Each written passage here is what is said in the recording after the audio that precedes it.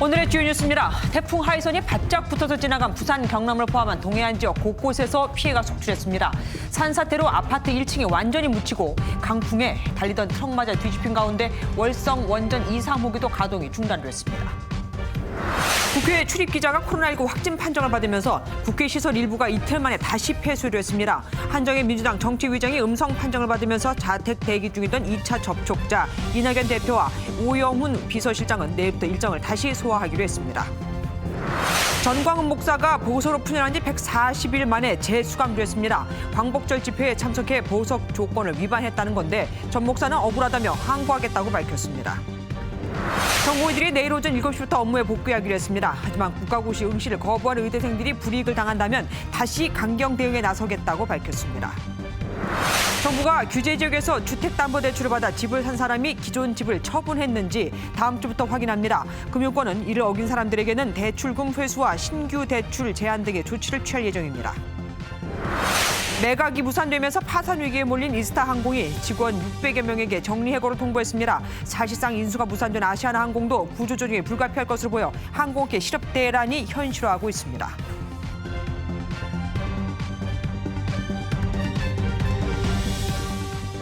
다행히 태풍 하이선은 우리나라를 비껴갔습니다. 그 끄트머리에 닿기만 했던 경남과 부산에선 그래도 피해가 속출했으니 원래 예상 경로대로 태풍이 지나갔으면 큰일 날 뻔했죠. 그간 장마와 태풍 탓에 집안이 약해져 있었던 터라 산사태가 유독 많았습니다. 강진우 기자가 먼저 보도합니다. 경남 거제의 한 아파트 뒤쪽 산이 무너지면서 뿌리째 뽑힌 나무들이 자동차를 덮칩니다. 흙더미는 아파트 1층을 덮쳤고 지방과 엘리베이터는 전쟁터를 연상시킵니다. 다행히 인명피해는 없었지만 주민 60여 명이 긴급 대피했습니다. 흙더미가 돌이 집으로 거실 유창을 치는 바람에 그게 너무 심각해가지고 긴급하게 빠져나오게 됐습니다. 부산에서도 토사가 인근 주택가를 덮쳤습니다. 이 사고로 출입문이 막혀 탈출하지 못한 60대가 한참 만에 구조됐습니다. 소리가 쾅 나서 난 옥상 정면 올라가려다 문 도로 타고 꽉 잡고 있었어요. 경남 김해의 한 공장 안에 거대한 토사가 밀려 들어와 있습니다. 50대 인부의 하반신이 매몰됐다가 1시간 만에 구조돼 병원으로 이송됐습니다. 강풍이 몰아치는 부산 강안대교 위에 1톤 탑차가 쓰러졌습니다. 30m에 달하는 순간 최대 풍속을 뚫고 운행하던 트럭이 뒤집혀진 건데 목숨을 건 구조 작업이 이뤄졌습니다. 거의 이제 몸을 못 가눌 정도로 이렇게 불었는데 소방차로 일단 바람을 막고 나서 저희 몸에 이제 안전 로프 같은 거를 이제 달고 작업을 했죠. 로프에 의지해가지고. 경남 거제에서는 물이 찬 지하차도에서 고립된 운전자가 간신히 구조됐습니다. 경남, 부산, 울산 소방에는 약 2,000건의 피해 신고가 접수됐습니다. MBN 뉴스 강진우입니다. 경북 동해안에선 마을이 침수되고 전기가 끊겼습니다. 논이 있던 자리는 저수지가 됐고 강풍에 냉장고가 날아다녔죠. 월성 원전은 배전선에 문제가 생겨 가동이 중단됐습니다. 심우영 기자가 보도합니다. 태풍이 건접하던 시각, 비바람이 해안가로 몰아치고 마을은 순식간에 바닷물에 잠겼습니다. 거센 파도는 방파제를 금세라도 부술 듯 무선 기세로 몰아칩니다. 물이 빠진 마을은 온통 진흙범벅입니다. 기와 지붕은 강풍에 날아갔고 대문은 돌담과 함께 무너졌습니다.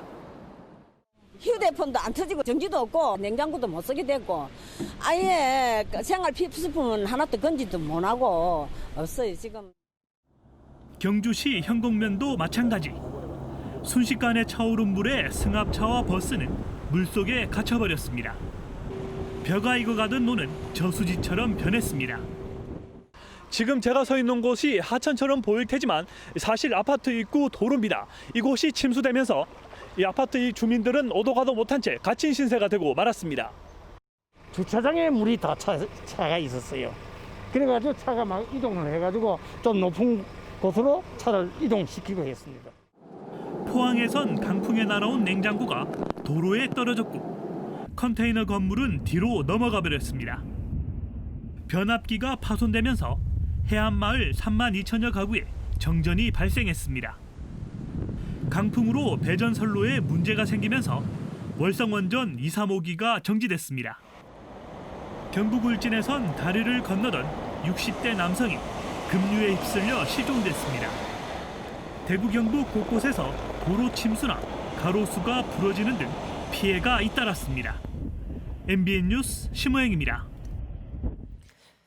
태풍 하이선은 제주에서 멀찌감치 떨어진 동쪽 해상을 지나갔지만 워낙 위력이 셌던 탓이겠죠. 지붕이 날아가고 커다란 이정표가 날아다니는 등 곳곳에 생채기가 났습니다. KCTV 제주방송 김경임 기자가 전해왔습니다. 각종 집기들이 물 위에 둥둥 떠다닙니다. 태풍이 몰고 온 폭우에 마당이 잠기면서 아수라장이 돼버렸습니다. 애월읍 하기에서는 물이 찬 도로를 지나려던 차량의 엔진이 멈추기도 했습니다. 도로 가운데 고립됐던 운전자는 가까스로 구조되기도 했습니다. 출근 시간 제주시 한북로 일대입니다. 한켠에서는 경찰들이 배수구를 열어 도로에 고인물을 빼내느라 분주합니다. 저희들 한 5시부터 나왔는데 무릎 이상 정도 물이 찼었어요. 우선 나와가지고 차량을 일시적으로 통제를 한 상태에서 집중호우가 쏟아진 제주 북동부 지역 농경지 대부분이 물에 잠겼고 수확을 앞둔 당구는 아예 뿌리를 드러내기도 했습니다. 밤사이 시간당 50mm 안팎의 많은 비가 내리면서 이 일대 도로 모두가 물에 잠겼습니다. 바람을 견디지 못하고 곳곳에서 도로 이정표와 주택 지붕, 간판 등이 날아가고 서귀포시 대정읍 보성리 일대에서는 바람에 전선이 혼선되면서 490여 가구가 정전 피해를 입기도 했습니다. 태풍 마이삭이 휩쓸고 간 지 일주일도 채 지나지 않은 가운데 강풍과 많은 비를 몰고 온 제10호 태풍 하이선은 제주 곳곳에 생채기를 남겼습니다. KCTV 뉴스 김경임입니다. 장마에 태풍에 조업을 나가지 못한 어민들은 울상입니다. 게다가 앞으로 2-3번은 태풍이 더 온다고 하죠. 강재묵 기자가 보도합니다.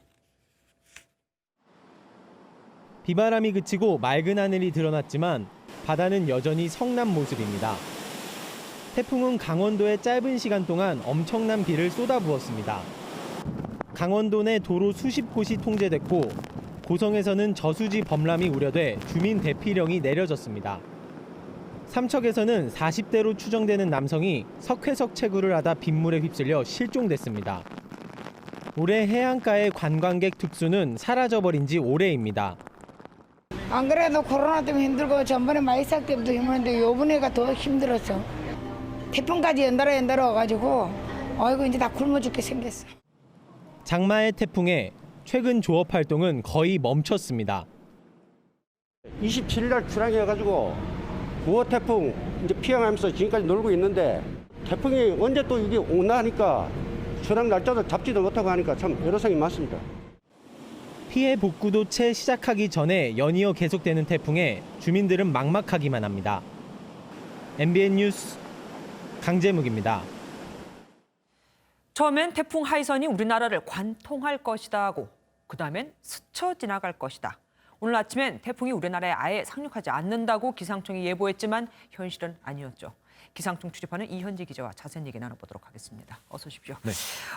예상 경로 얘기 전에 일단 이번 태풍이 얼마나 강했는지부터 좀 설명을 해주세요. 네, 태풍이 지나간 경남 남해안과 동해안 지역 피해가 컸습니다. 네. 하이선은 강한 비바람을 몰고 왔는데요. 경북 포항 구룡포에서 순간 최대 풍속이 최대 초속 42.3m로 관측이 됐습니다. 와. 거제도에서는 초속 38.2m까지 불었고요. 부산은 32.2m였습니다. 순간 최대 풍속이 초속 40m를 넘으면 큰 바위가 날아갈 수 있을 정도고 30m가 넘으면 허술한 집은 무너질 수도 있습니다. 네. 35m 이상이면 기차가 전복될 수도 있습니다. 육지를 지나면서 다소 약해진 하이선을 맞은 강원도 강릉 지역도 순간 최대 풍속이 초속 23m 정도였습니다. 이게 이제 앞이랑 비교해서 약하게 들리실 수도 있지만 초속 15m만 넘어도 건물에 붙어있는 간판이 떨어져 나갈 수 있을 정도라서 초속 23m면 얼마든지 큰 사고가 날 수 있는 그런 강한 바람이지 결코 약한 바람이 아닙니다. 그런데 우리나라 기상청이 당초 이 하이선이 대륙에 우리나라에 상륙하지 않는다고 했었잖아요. 네, 맞습니다.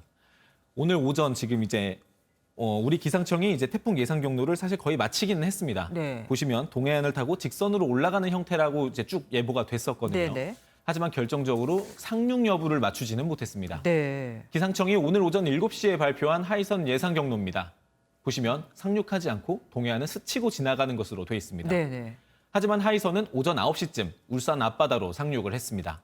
이후 발표된 예상 경로는 실제 하이선 경로랑 이제 거의 맞아 떨어졌지만 네. 상륙 2시간 전에도 예상 경로를 발표할 때 태풍 상륙을 예측하지 못한 건 어쩔 수 없는 사실입니다. 시간이 가까워질수록 더 못 맞춘 꼴이 됐습니다. 네. 다른 나라 기상청은 어떻게 예보를 했습니까? 우리 어느 나라가 제일 예측이 맞았는지요? 그럼 일단 우리나라, 미국, 일본 예상 경로를 이제 발표됐던 예상 경로 한꺼번에 한번 보시죠. 네네. 네. 이제 가장 왼쪽이 우리 기상청이 오후 4시에 발표한 태풍 경로입니다. 네. 오후 1시 반쯤에 하이선이 동해상으로 빠져나간 뒤에 발표된 거니까 실제 태풍 진행 경로로 볼 수도 있겠습니다. 네. 우리나라 내에서는요. 네. 가운데가 미국 기상청 예상 경로고 오른쪽이 일본 측 경로입니다. 둘 다 태풍 상륙 전에 발표가 됐습니다. 네. 그러면 이제 미국과 일본 것만 한번 따로 떼서 살펴보시죠. 미국과 일본은 모두 하이선의 상륙 자체는 맞췄습니다. 네. 하지만 미국 기상청은 부산 쪽으로 육상한다고 예상을 했고요. 좀 더 서쪽으로. 네, 그렇죠. 일본은 상륙 지점을 좀 더 동쪽으로 잡았습니다. 사실 두 예상 경로가 대동소이합니다. 크게 다르지는 않지만 그래도 일본의 상륙 지점이 이제 울산과 좀 더 가까웠다라고 볼 수 있겠습니다. 하이선은 왜 이렇게 방향을 튼 겁니까? 헷갈리게. 네. 그건 이제 우리나라 서쪽에 위치하고 있는 선선하고 건조한 공기대와 우리나라 동쪽에 위치한 이제 따뜻하고 습한 북태평양 고기압의 영향 때문입니다. 네. 태풍이 이제 뭐 굉장히 거대하다라고 하지만 사실 아까 방금 말씀드린 두 거대한 기단에 비해서는 크지 않기 때문에 영향을 많이 받습니다. 네. 일단 기상청 설명을 한번 들어보시죠. 네. 태풍 동쪽에 있는 북태평양 고기압과 태풍 서쪽에 있는 선선하고 건조한 공기 사이에서 수축과 확장하는 과정에서 태풍이 내륙 쪽으로 약간 더 붙어 일시 상륙한 것으로 보입니다. 정확히 어떤 이유다라고 이렇게 딱 단정해서 얘기할 수 있는 거는 아니지만 네. 거대한 기단 사이에서 태풍이 여기저기 치이다가 경로가 살짝 틀어진 걸로 보입니다. 네. 고래 싸움에 새우등 터진 셈이 됐습니다. 네, 그렇습니다. 보통 태풍이 올 때 보면 경로가 이렇게 휘지 않습니까? 그런데 네네. 이번에는 특이하게 직선이었어요. 네네, 그렇습니다. 왜 그렇죠? 보시면은 이번에는 좀 특이하죠. 네. 보통 우리나라로 오는 태풍 같은 경우에는 이제 동쪽에서 불어오는 편서풍 때문에 보통 동쪽으로 틀기 마련입니다. 맞아요. 네, 지금 이제 과거에 찾아왔던 태풍 경로 몇 개를 좀 띄워드렸습니다. 보시면 시계 방향으로 이제 그렇죠. 북동진하는 거를 이제 쉽게 알아보실 수 있을 겁니다. 네네. 하지만 올해는 지금 이번에 편서풍이 좀 많이 약해졌습니다. 이상 기후 때문에 아시아 대륙 북쪽이 따뜻해진 게 이제 원인 중 하나로 꼽힙니다. 네. 보통 대륙 북쪽이 차고 남쪽이 따뜻하다 보니까 북쪽에서 내려온 바람이 동쪽으로 밀려납니다. 네. 이제 밑에 있는 더운 걸 뚫지 못하고요. 네. 하지만 올해는 이 온도 두 지역 온도 차이가 별로 크게 나지 않으니까 네. 바람이 바깥으로 잘 밀려내지 않고 안에서 돌게 됐습니다. 동쪽으로 불던 바람이 약해졌으니까 태풍을 밀어낼 그런 힘도 적어졌다. 이렇게 이해하시면 될 것 같습니다. 올해 최장 장마도 3주 연속 네. 또 태풍이 오고 있는 것도 다 이상 기후 때문인 셈이잖아요. 네. 이 이상 기온 때문에 또 태풍이 올 수 있다고 하던데요. 네, 그렇습니다. 지금 이제 제11호 태풍 노을 그리고 12호 태풍 돌핀에 대한 이야기가 오늘 뭐 네네. 실시간 검색어 1위에 오르기도 하고 그랬습니다. 그 태풍들은 사실 이제 아직 만들어지지는 않았습니다. 그래서 지금 뭐 구체적으로 어떻게 됐나 뭐 이런 말씀을 드리기는 당연히 어렵지만 네. 지금 보면 남쪽 바다가 많이 따뜻해서 태풍이 더 만들어질 가능성은 굉장히 높습니다. 태풍이 주로 만들어지는 뭐 동남아 근처 바다나 아니면 적도 근처 바다 등 이 남쪽 바다 온도가 30도 안팎으로 높다 보니까 네. 태풍이 만들어질 환경이 굉장히 충분하게 만들어져 있다라는 겁니다. 기상 전문가들은 다음 달까지 태풍이 뭐 1개, 많으면 뭐 2개 정도 우리나라를 더 찾아올 가능성이 높다 이렇게 보고 있습니다. 방심을 할 수가 없습니다. 네. 지금까지 이현재 기자였습니다. 고맙습니다. 초강력 태풍 하이선은 우리나라에 오기 전 일본 열도도 휩쓸었습니다. 일본 기상관측 사상 가장 강한 바람에 무려 880만 명에게 피난 권고가 내려졌는데 결국 2명이 숨지고 사고가 잇따랐습니다. 김순철 기자가 보도합니다. 일본 남서부 규슈 지방의 가고시마현. 맹렬하게 불어닥치는 비바람이 마을을 휩쓸고 외경을 비추던 CCTV는 뒤틀려 떨어져 나갑니다. 해안가 민가를 덮친 파도에 도로는 아수라장이 됐습니다. 풍력 발전기의 날개는 엿가락처럼 휘어졌고 전신주들은 뿌리째 뽑혀 도로에 나댄 겁니다. 태풍 하이선은 순간 최대 풍속 초속 59.4m, 시속 214km의 강풍을 동반했습니다. 일본 기상관측 사상 가장 강한 바람입니다. 이 때문에 태풍 피해가 속출했습니다. 시간당 30mm가 넘는 폭우와 함께 강풍이 몰아쳐 산사태가 나는가 하면 주택들이 부서지는 등 사고가 잇따랐습니다.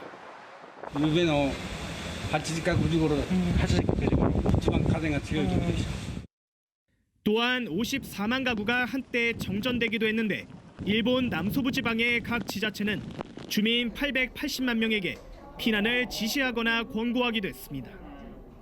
일본 정부는 현재 주민 2명이 숨지고 4명이 실종됐다고 밝혔는데 50여 명이 크고 작은 부상을 입은 것으로 조사됐습니다.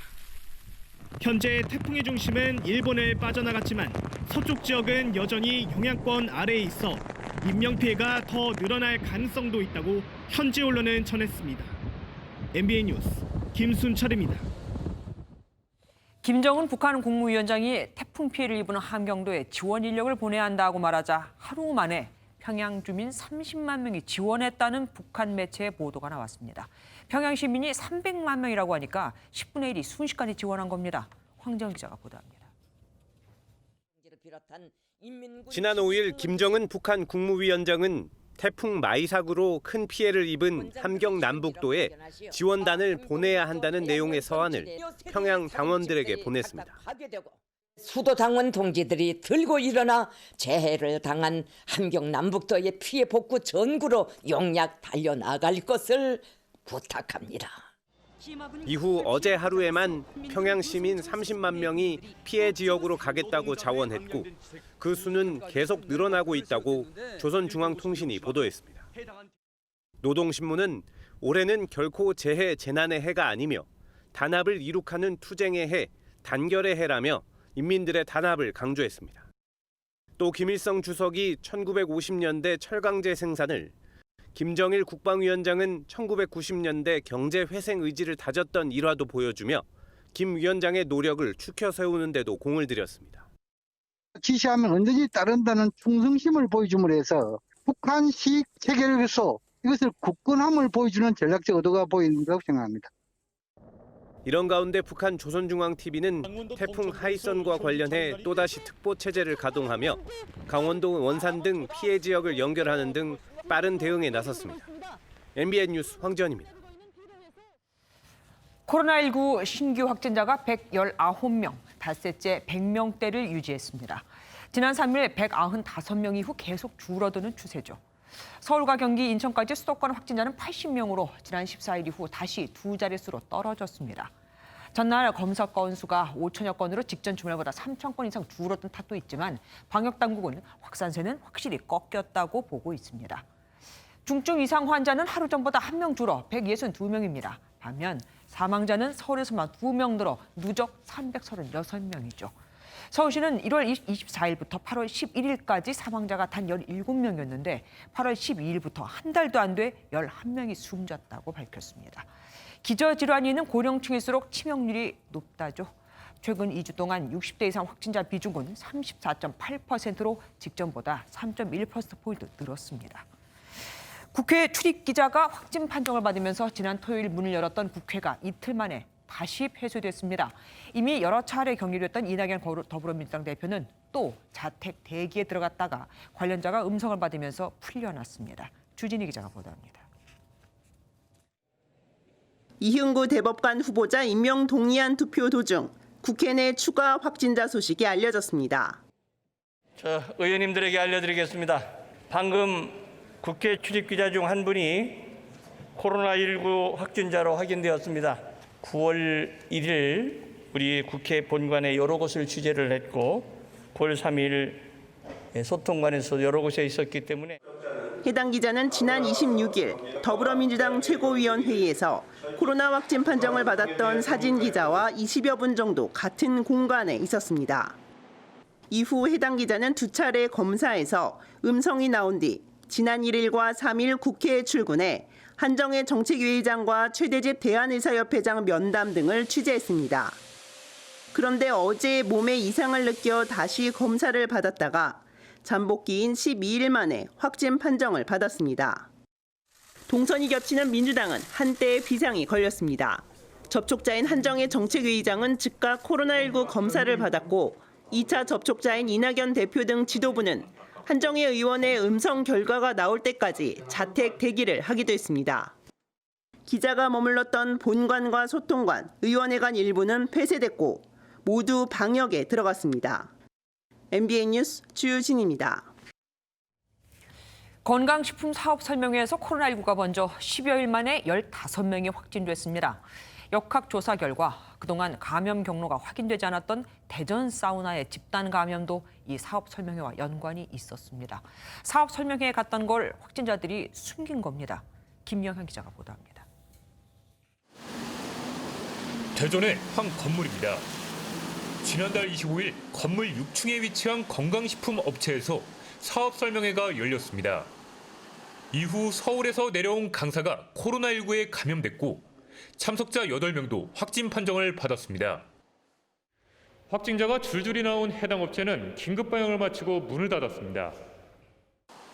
그런데 지금까지 6명의 확진자가 나온 대전의 한 사우나에서 감염된 세신사 2명도 사업 설명회에 참석했던 사실이 뒤늦게 밝혀졌습니다. 방역 당국이 건물 CCTV를 확인하다가 세신사들이 출입하는 모습을 포착했습니다.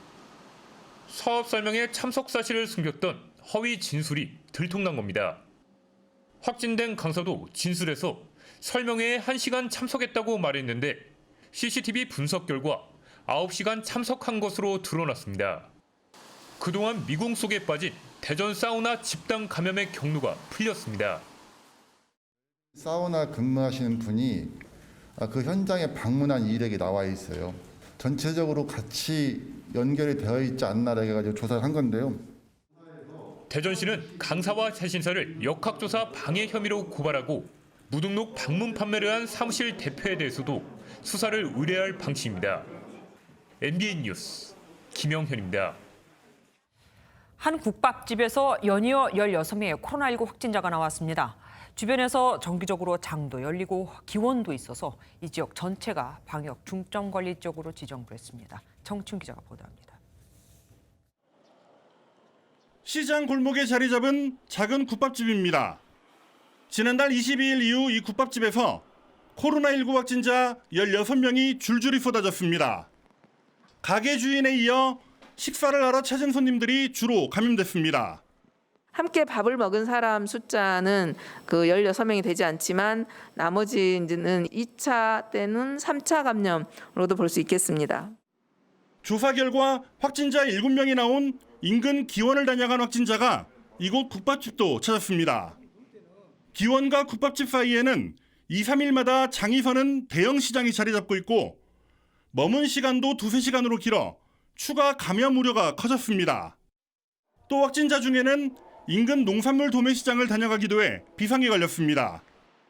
최근 말바우 시장을 방문했거나 증상이 있는 주민들에 대해서는 무료로 진단 검사를 실시하겠습니다. 광주 거카동의 대형 교회에서는 격리 해제전 검사에서 8명이 추가 양성 판정을 받아 확진자가 모두 56명으로 늘었습니다. 이 가운데 32명은 성가대원이었습니다. 광주시는 산발적 감염이 계속 이어지는 북구를 방역 중점 관리 지역으로 지정해 위험시설을 집중 관리하기로 했습니다. MBN 뉴스 정춘우입니다. 신규 확진자가 줄고 있다는 건 수도권 2.5단계가 효과를 보고 있다는 뜻일까요? 관련해 이수아 기자와 더 얘기 나눠보도록 하겠습니다. 어서 오십시오. 닷새째 100명대입니다. 뭐 400명대까지 갔던 건 사과면 우선 안도는 되는데 방역 당국은 뭐 2.5단계 사회적 거리두기 효과라고 보고 있겠죠? 네, 방역 당국은 우선 국민의 참여 덕분이라면서 긍정적인 평가를 내놨습니다. 신규 환자 수로만 본다면 24일 만에 최저치지만 리포트에서 보셨다시피 아직 산발적인 집단 감염 사례가 계속 나오고 있고요. 네. 그나마 일상생활이 가능했던 1단계 생활 방역으로 돌아가기 위해 필요한 숫자는 신규 환자 50명, 감염 경로 미확인 사례 5% 미만입니다. 여전히 신규 환자가 3자리 숫자를 기록 중이고 감염 경로를 알 수 없는 환자도 20%가 넘는 만큼 확실한 진정세라고 말하긴 이릅니다. 게다가 2.5단계 풍선 효과로 오늘부터 오후 9시 이후 취식이 금지된 한강 시민공원 그리고 이른바 PC텔 등에 사람이 몰리면서 중고 위험시설이 아닌 사각지대 집단 감염 위험을 오히려 키웠다는 의견도 나왔습니다. 사실 제일 큰 걱정은 추석 연휴입니다. 지난번에 처음 국내에 코로나가 유입됐을 때도 사실 설 연휴하고 겹치면서 이게 확산세가 강해졌던 거잖아요. 네. 이제 3주 앞으로 다가왔는데요. 정부는 일단 오는 30일부터 다음 달 4일까지 5일 동안 추석 연휴 기간을 특별 방역 기간으로 정했습니다. 전국적으로 거리 두기 2단계에 상응하는 방역 조치가 이뤄질 것으로 보이는데요. 세부 내용은 추석 전주 코로나 사태가 얼마나 진정되느냐에 따라서 그 수준을 결정한다는 방침입니다. 사람이 몰리는 고속도로 휴게소 방역을 강화하고 젊은 층이 주로 찾을 것으로 예상되는 클럽, 유흥시설 운영 중단 등을 포함한 조치가 내려질 예정입니다. 또 납골당 등 실내 봉안시설은 추석 전후 2주간 사전 예약제로만 운영되고 음식물 섭취도 안 된다는 점 유의하셔야겠습니다. 철도나 버스 같은 대중교통 이동 수단도 통제가 되는 거죠? 네, KTX 새마을호 무궁화호의 경우에는 당장 내일부터 열차 승차권 예매가 시작되고 SRT는 오는 15일부터입니다. 창가 자리만 판매되기 때문에 코레일의 경우 전체 200만 석 중 100만 석만 판매되는 데다 현장 예매 없이 온라인 예매만 가능해서 경쟁이 상당히 치열할 것으로 예상되고요. 고속버스, 시외버스 통한 창가 측 우선 예매가 강력히 권고됩니다. 자동차로 움직이시는 분들도 이번 명절 기간 고속도로 통행료 면제는 적용되지 않는다고 하니까요. 참고하셔야겠습니다. 사실 마음만 먹으면 고속도로 통행료가 큰 걸림돌이 되지는 않을 겁니다. 좀 더 적극적인 조치가 있어야 한다. 이런 말도 나오고 있어요. 아예 이동 금지 명령을 내려야 되는 거 아니냐. 네, 사실 아무리 정부가 방역 고삐를 잰다고 해도 명절날 일반 가정집에 모이는 사람 수까지 일일이 지켜보는 건 좀 불가능하겠죠. 그래서 청와대 국민청원 홈페이지에 추석이란 키워드만 쳐도 관련해서 다양한 청원이 올라와 있는데요. 이동 제한 명령을 내리거나 아예 추석 연휴를 없애버리자는 의견도 이렇게 15,000명 가까이 동의를 얻었습니다. 여전히 한국에 보수적인 집안이 많고 명절에 꼭 모일 것을 강요하는 분위기가 있어서 안 가고 싶어도 말을 못한다. 우리 아이를 포함한 아이들을 코로나에서 지켜달라는 내용입니다. 하지만 정부와 국회 모두 추석 이동 제한에 대해서는 논의한 바도 없고 검토하지도 않는다는 입장인데요. 과연 강력한 권고만으로 연휴 고비를 잘 넘길 수 있을지는 좀 걱정되는 것은 맞습니다. 이번 추석 연휴 자체를 없애버리자라는 제안은 정말 사람들이 얼마나 코로나에 대해서 무서움, 두려움을 갖고 있는지 느끼게 해주고 있습니다. 사실 개인의 방역 의지가 또 중요한 거겠죠. 오늘 말씀 여기까지 듣겠습니다. 고맙습니다. 환절기가 다가오면서 독감에 대한 걱정도 크죠. 코로나와 헛갈려버리면 방역 시스템에 부담이 갈 수밖에 없으니까요. 방역당국은 코로나19와 독감을 동시에 진단할 수 있는 검사법을 허가 절차가 끝나는 대로 도입하고 독감 백신의 무료 접종 대상도 확대하기로 했습니다. 한성원 기자가 보도합니다. 하나의 검체로 코로나19와 독감을 동시에 진단할 수 있는 진단 키트에 대해 식약처가 허가 절차를 진행하고 있습니다. 식약처 허가가 진행이 되면 그 시약을 저희가 도입을 해서 동시 진단 키트 검사를 도입을 할 수 있을 걸로 보고 있습니다. 코로나19와 독감은 기침과 인후통 등 의심 증상이 유사하기 때문에 비슷한 증상으로 사람들이 선별진료소로 몰리면 방역에 큰 부담이 될 수밖에 없습니다. 방역당국은 코로나19와 독감을 감별하는 것이 이번 가을철 코로나19 방역 대응에 있어 굉장히 중요한 사항이라고 강조했습니다. 방역당국은 또 독감과 코로나19의 동시 유행을 막기 위해 독감 백신의 무료 접종 대상을 확대하기로 했습니다. 무료 접종 대상은 생후 6개월에서 만 18세와 임신부, 만 62세 이상 어르신 등 1,900만 명입니다. 백신도 기존 3가에서 4가 백신으로 변경됩니다. 질병관리본부는 독감 백신 주사를 맞으면 2주 후부터 예방 효과가 나타나기 때문에 11월까지 접종을 완료해달라고 당부했습니다. MBN 뉴스 한성훈입니다. 코로나19 중증 환자는 폐 조직이 심하게 손상된다고 하죠. 국내 연구진이 그 이유를 찾아냈습니다. 바이러스가 침투할 때 반응하는 면역 세포가 지나치게 많이 나와서 오히려 우리의 몸을 공격한다는 겁니다. 원리를 밝혀냈으니 치료제 개발에도 도움이 되겠죠. 김수영 기자입니다. 강력한 거리 두기로 코로나19 신규 확진자는 줄고 있지만 중증 환자는 20여일 만에 13배 증가했습니다. 중증 환자는 급성 호흡곤란을 일으키거나 폐가 심하게 손상되는데 국내 연구진이 코로나 중증을 개선할 수 있는 단서를 찾아냈습니다. 연구진이 주목한 건 백혈군의 호중구라고 불리는 면역세포. 맨 왼쪽은 중증 환자 폐에서 나온 폐포로 호중구라 불리는 면역세포가 붉게 퍼져 있습니다. 경증 환자나 건강한 사람에겐 거의 보이지 않습니다. 호중구는 세균이나 곰팡이로부터 우리 몸을 지켜주는 면역세포인데 코로나19 바이러스에도 지나치게 활성화돼 오히려 우리 몸을 공격한다는 사실을 밝혀낸 겁니다.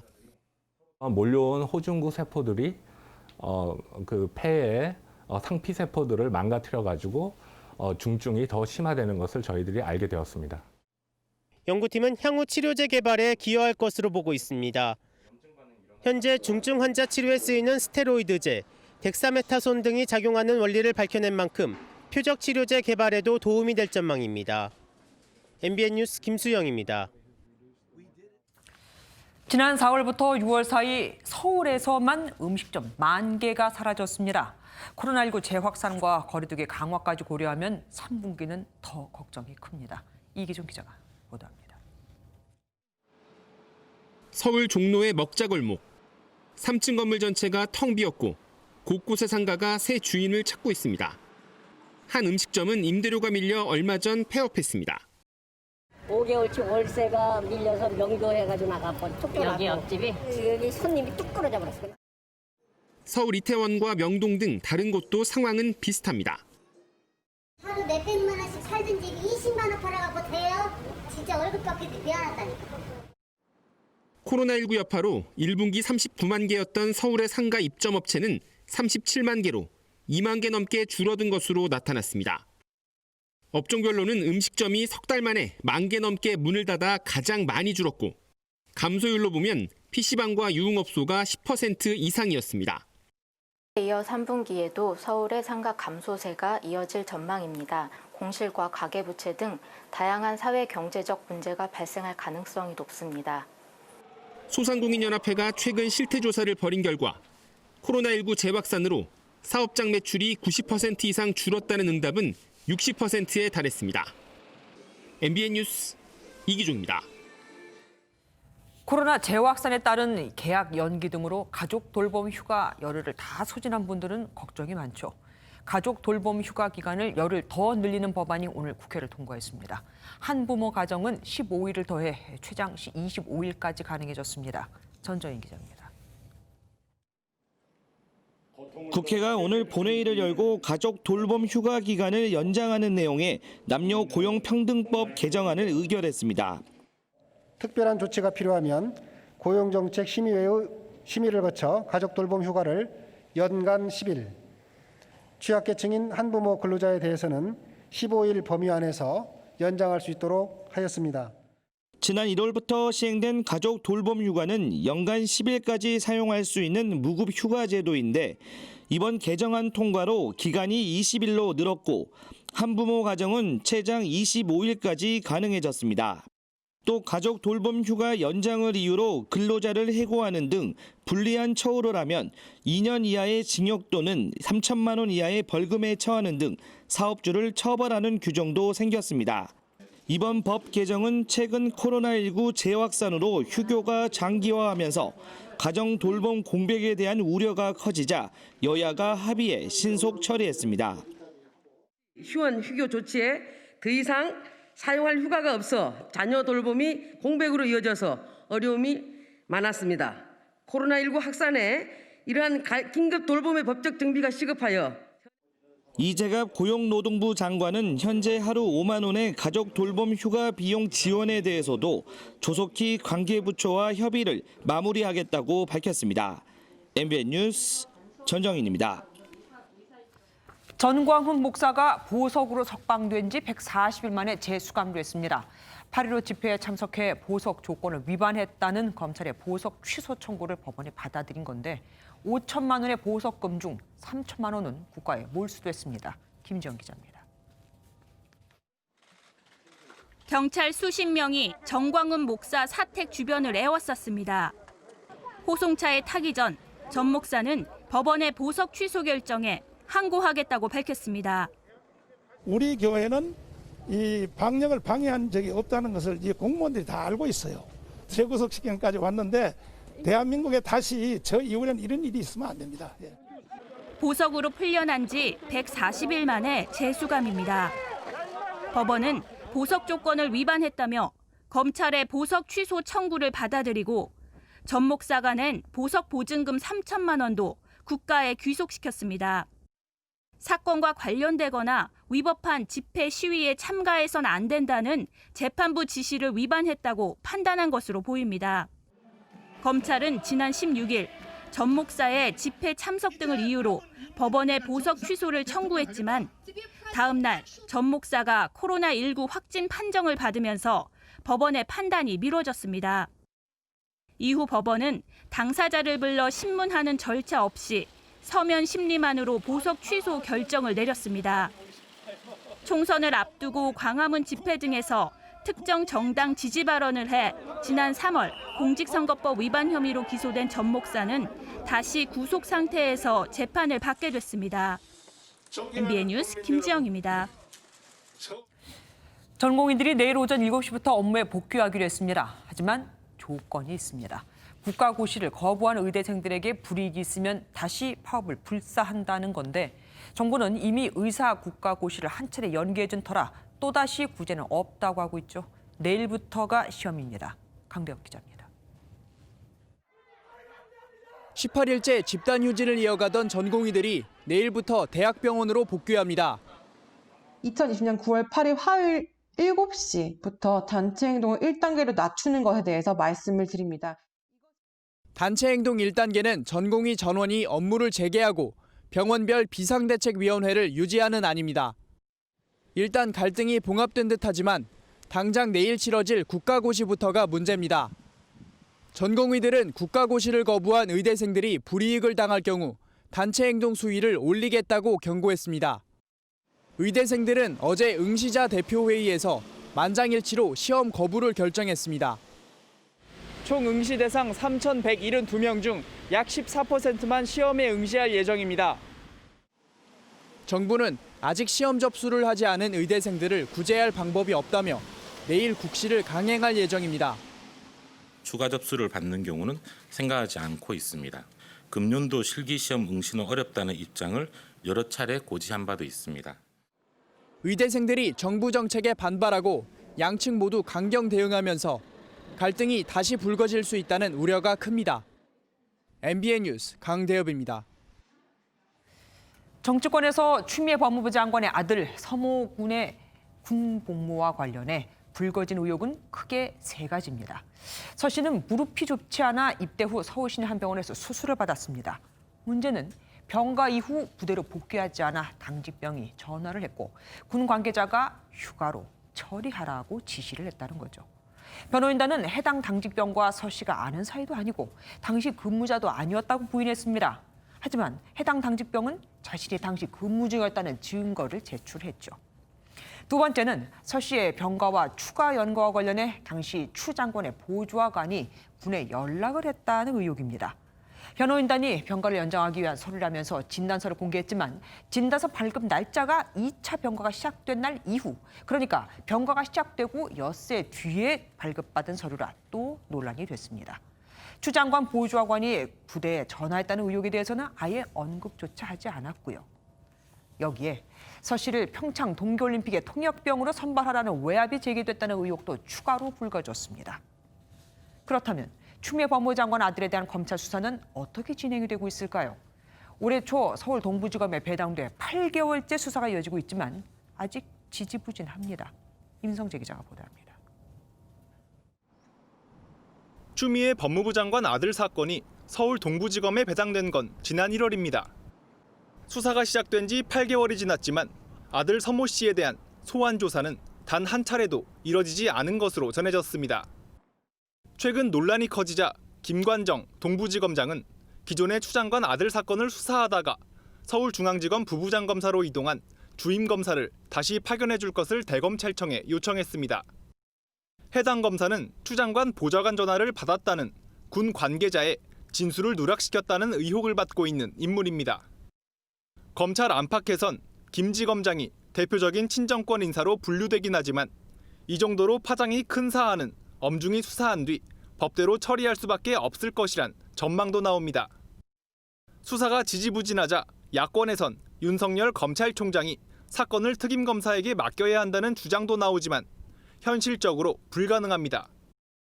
특임검사는 벤츠 여검사, 진경준 검사장 사건처럼 검사 비위에 한해 총장이 임명한 검사가 독립성을 갖고 수사하기 때문입니다. 추 장관은 그동안 사건과 관련해 일체의 보고를 받지 않았고 앞으로도 그럴 것이라는 입장을 낸 가운데 대검은 추가 고발 건도 동부지검에 배당했습니다. MBN 뉴스 임성재입니다. 야당은 추미애 장관 아들의 군 복무 시절 의혹과 관련해 조국 전 법무부 장관 아빠 찬스의 데자뷰로 느껴지는 엄마 찬스라고 비판했습니다. 여당은 지금까지 밝혀진 내용은 상식적으로 납득이 되는 수준이라며 엄호했습니다. 최형규 기자입니다. 추미애 장관 아들의 군 복무 시절 의혹을 반헌법적, 반사회적 범죄로 규정한 국민의힘은 조국 전 장관을 보는 것 같다며 추 장관의 사퇴를 촉구했습니다. 엄마 찬스로 특혜성 황제 군복무를 지켜보는 국민은 작년 가을 조국 사태 때 교육의 공정성을 무너뜨린 조국의 아빠 찬스 데뷔자라고 느끼고 있는 것입니다. 즉각 사퇴를 해야 합니다. 이에 대한 수사가 지지부진하면 국회 차원에서 특검을 추진할 가능성도 언급했습니다. 야당은 또 평창 동계올림픽 당시 국방부 장관실과 국회에서 추 장관의 아들을 통역병으로 보내라는 외압이 있었다는 의혹도 제기했습니다. 그걸 보내라는 이제 청탁이 장관실이나 국회 연락단에서 많이 오고 막 부하들한테 하고 했는데. 여기에 경기 의정부의 자대 배치를 받은 뒤 서울 용산기지로 부대를 옮겨달라는 청탁도 있었다는 부대 책임자의 진술도 공개했습니다. 이에 대해 더불어민주당은 검찰 수사를 기다려야 한다고 하면서도 야당의 의혹 제기는 정치 공세라고 반박했습니다. 상식적인 수준에서 납득되는 수준이다라고 저는 판단을 하고 있습니다. 그 야당의 문제 제기나 그 공세가 좀 지나치다라고 하는 느낌. 국회 법사위에서 추 장관 아들 의혹에 대한 현안 질의 개최 여부를 두고 신경전이 펼쳐진 가운데 다음 주 열리는 대정부 질문에서 여야 충돌은 본격화될 것으로 보입니다. MBN 뉴스 최영규입니다. 취임 이후 코로나19 방역 최일선을 담당해온 정세균 국무총리가 개편 특집으로 마련된 MBN 뉴스와이드에 단독 출연했습니다. 정 총리는 추석 기간 코로나 재확산을 막기 위해 고속도로 통행료를 징수한다고 했습니다. 또 차기 대선 출마 가능성도 열어두었습니다. 신동규 기자입니다. 국회의장과 당대표, 산자부 장관 등 굵직한 자리를 맡아온 정세균 총리가 지금이 가장 무겁고 할 일이 많다며 소회를 밝혔습니다.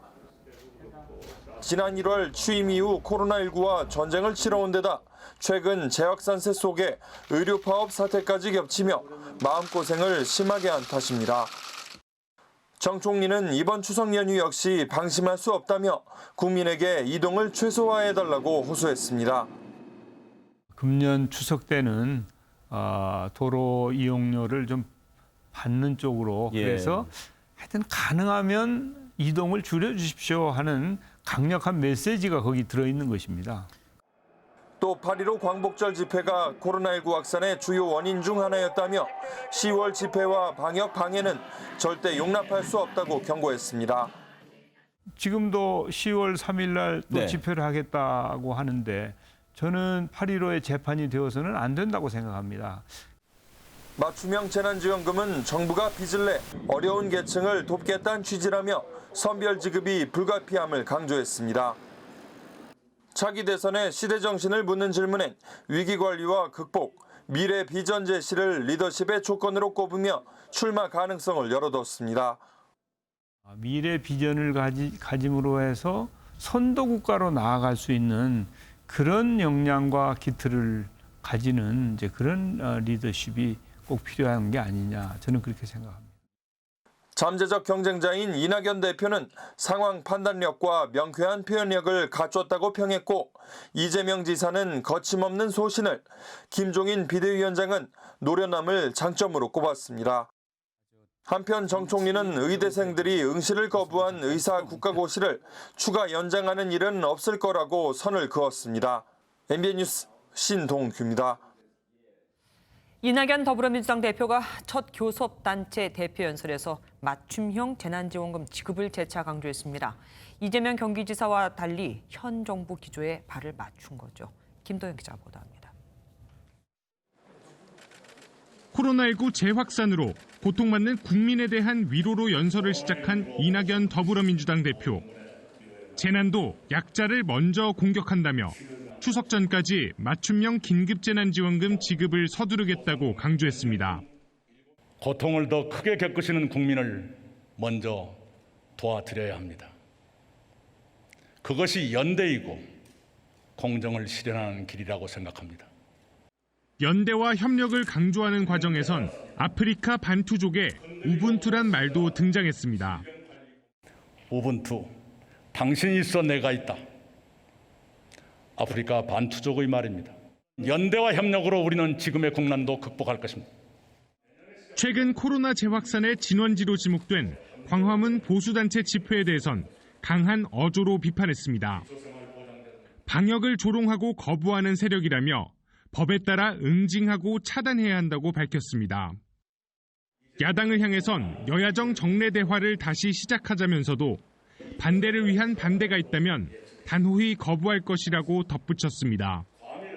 이 대표 연설에 대해 야권은 이례적인 호평을 내놨습니다. 국민의힘은 협치 민주당을 기대한다고 밝혔고, 국민의당은 상식적이고 합리적인 사고를 가진 리더다운 모습이라고 평가했습니다. 반면 정의당은 우분투처럼 되려면 코로나 선별 지원 정책이 아니어야 한다며 모순적인 말의 연속이라고 비판했습니다. MBN 뉴스 김도형입니다. 2차 재난지원금을 선별 지급한다고 이렇게 결론이 났지만 이재명 경기지사는 끝까지 전 국민 지급에 대한 아쉬움을 버리지 못했죠. 이를 두고 이 지사가 특유의 치고 빠지기식 포퓰리즘 전략을 구사하고 있다며 친문을 중심으로 여권의 비판이 이어졌고, 안철수 국민의당 대표도 여기에 가세했습니다. 선한빛 기자가 보도합니다. 일각에서 제기되는 2차 재난지원금 전 국민 지급 주장에 대해 문재인 대통령이 국민에게 양해를 구했습니다. 피해 맞춤형 재난지원은 여러 가지 상황과 형편을 감안하여 한정된 재원으로 효과를 극대화하기 위한 불가피한 선택입니다. 최근 이재명 경기지사가 문재인 정부를 언급하며 선별 지급을 강하게 비판해 논란이 커지자 문 대통령이 직접 해명에 나선 것으로 풀이됩니다. 정치권에선 이 지사의 전 국민 지급론을 둘러싼 공방이 이어졌습니다. 여권에선 친문 진영을 중심으로 이 지사를 향한 비판이 계속됐고, 우리가 처음 가보는 길을 가는데 이 길이 아니면 우리가 낭떠러지다, 이렇게 주장하면 안 돼요. 안철수 국민의당 대표도 이 지사 공격에 가세했습니다. 이재명 지사님께 부탁드립니다. 우리 안의 작은 이기심을 자극하고 선동하기보다 어려운 분들의 삶의 질에 더 집중해 주십시오. 반면 심상정 정의당 대표는 이 지사와 같이 받는 사람과 못 받는 사람의 갈등과 원망이 터져나올 것이라며 정부 결정을 비판했습니다. MBN 뉴스 선한빛입니다.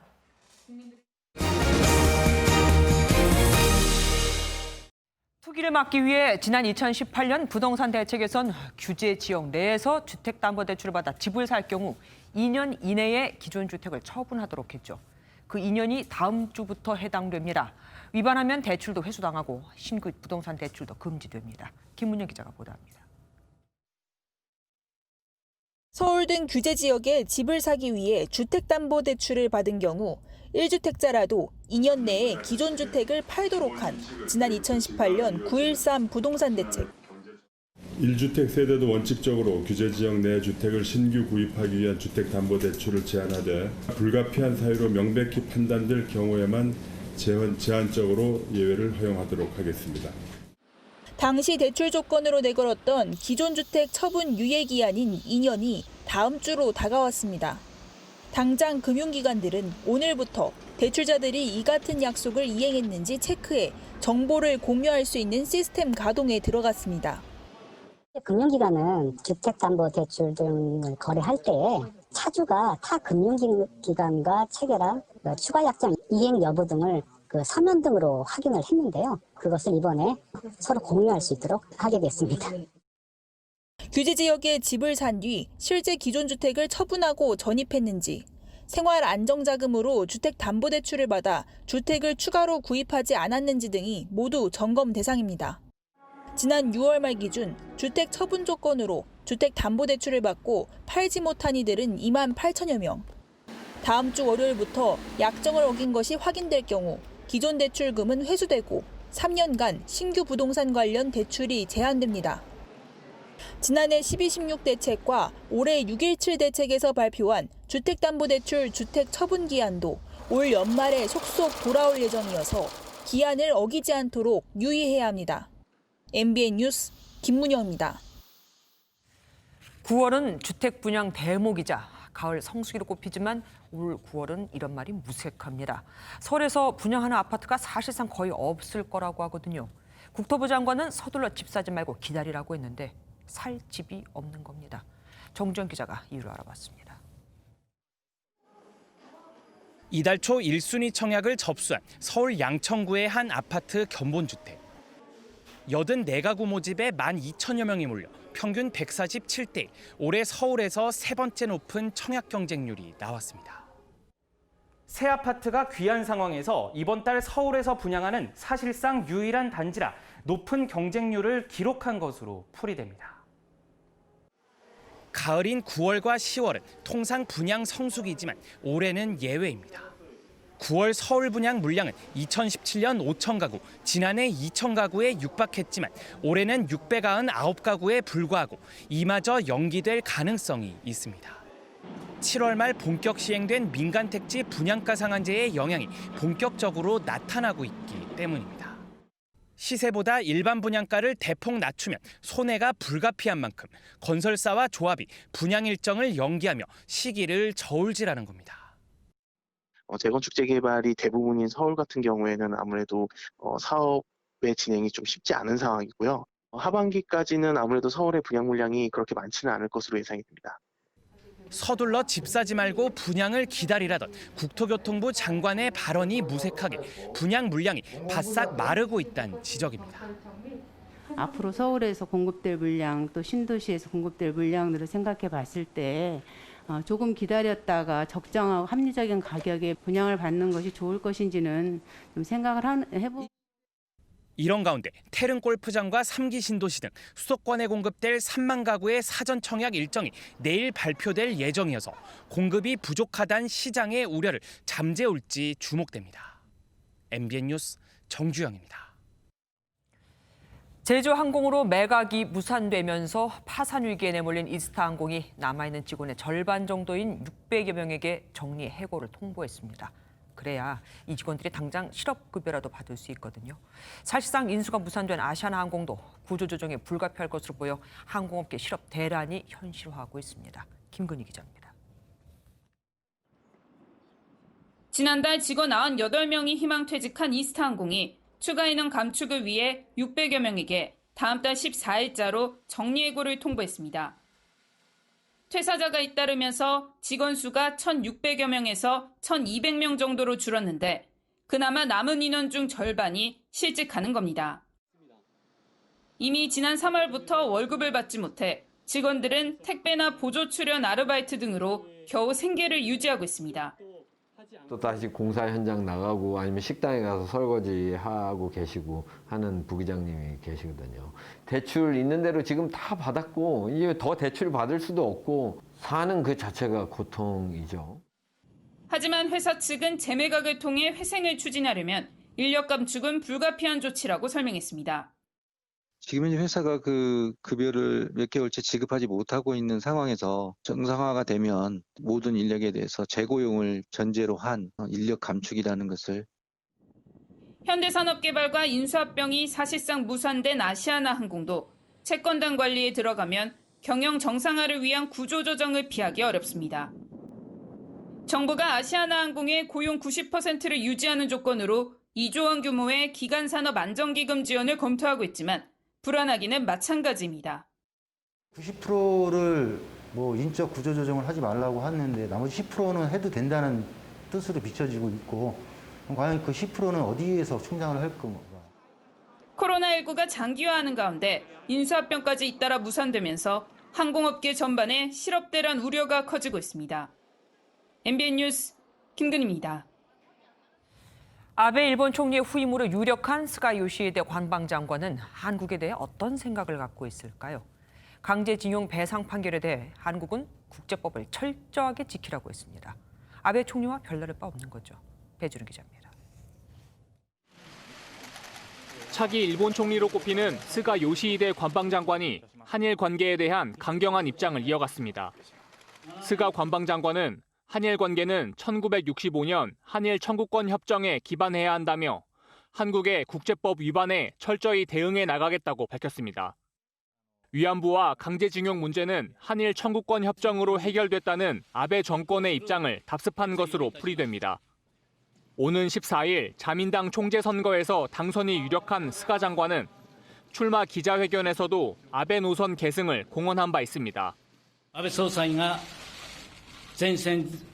前例を傾けて進めてこられた取り組みをしっかり継承し 이런 가운데 일본 정부가 해외 대사관 홈페이지를 통해 독도가 일본 땅이며 동해가 아닌 일본해라고 홍보하는 것으로 드러났습니다.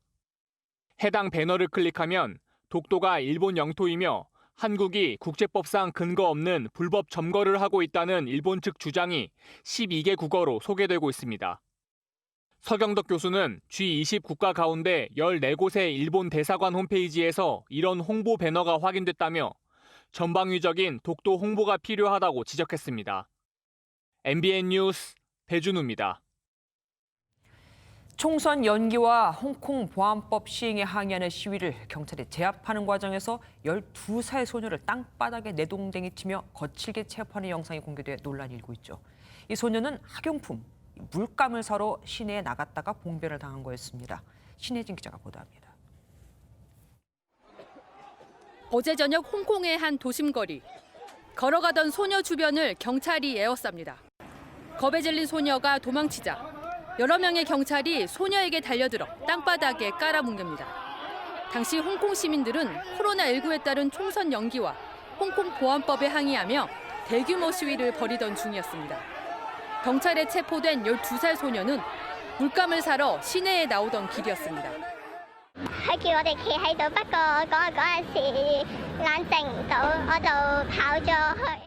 소녀가 체포되는 영상이 SNS를 타고 공개되자 홍콩 민주화 인사들은 경찰의 비인도적 대응이라며 비난을 쏟아냈습니다. 경찰은 성명을 내고 소녀가 수상한 낌새를 보이며 도망을 쳐 붙잡았고 낮은 강도의 물리력을 행사했다고 해명했습니다. 곳곳에선 경찰과 시위대 간 몸싸움이 벌어졌고 시위 과정에서 최소 9명이 중경상을 입은 것으로 알려졌습니다. We have not seen any sign of violence on the part of the demonstrators, but you can see how swiftly the riot police move in. They've been calling this containment. 7월 홍콩 보안법 시행 이후 최대 규모였던 이번 시위에서는 최소 289명이 불법 집회 가담 혐의 등으로 체포됐습니다. MBN 뉴스 신혜진입니다.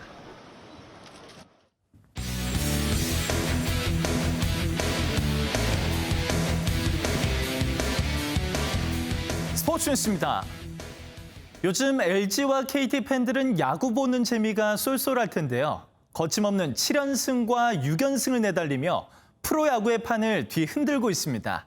전남주 기자입니다. 지난달 26일 삼성전에서 승리한 이후 단 한 번의 패배를 기록하지 않은 LG. 7연승에 신바람을 내는 동안 순위는 4위에서 2위로 올라섰고 선두 NC와의 게임차도 4에서 1로 줄였습니다. 위기에서 흔들리지 않는 점이 연승의 원동력이었습니다. 어제 롯데와의 경기에선 좌익수 홍창기가 만루 위기를 벗어나는 홈 보사를 이끌어내며 흐름을 내주지 않았고 팀 내 최고참 박용택은 지난 3일 NC전에서 역전 3런 홈런을 쏘아올리는 등 모래알 조직력이란 지적을 하나의 팀으로 지우고 있습니다. KT도 팀 창단 첫 포스트 시즌 진출 가능성을 키우고 있습니다. 최근 6연승 동안 경기당 평균 8.3득점과 3.1실점을 기록할 정도로 투타의 짜임새가 좋습니다.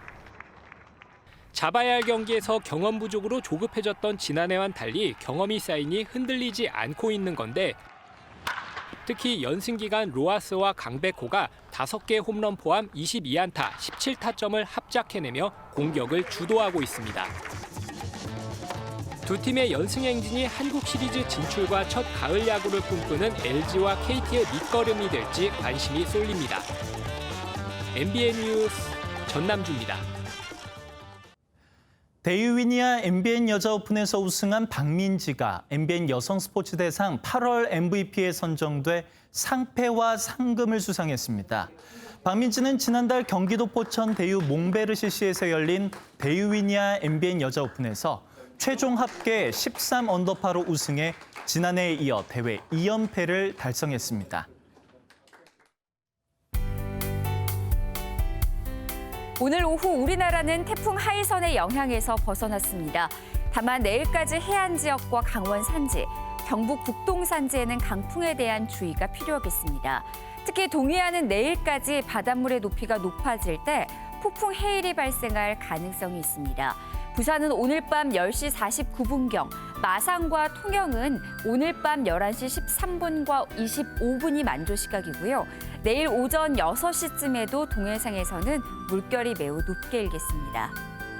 비는 거의 그쳐가는 모습입니다. 내일까지 중부와 호남 지방에는 5에서 40mm, 강원 영동과 영남에는 5mm 안팎의 비가 조금 더 내리겠습니다.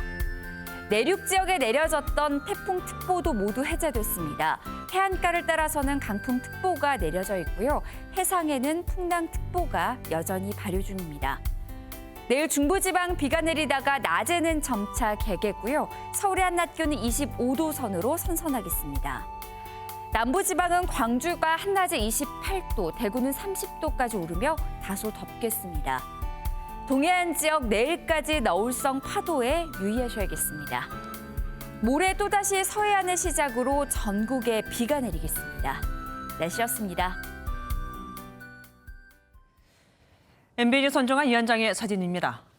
중국 광시의 유명 브랜드가 만든 월병. 그런데 제조일자가 2020년 9월 10일입니다.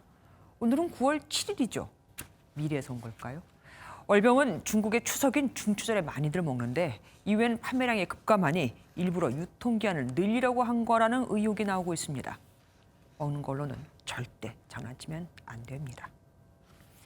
MBN 종합뉴스 여기서 마치겠습니다. 함께해 주신 여러분 고맙습니다.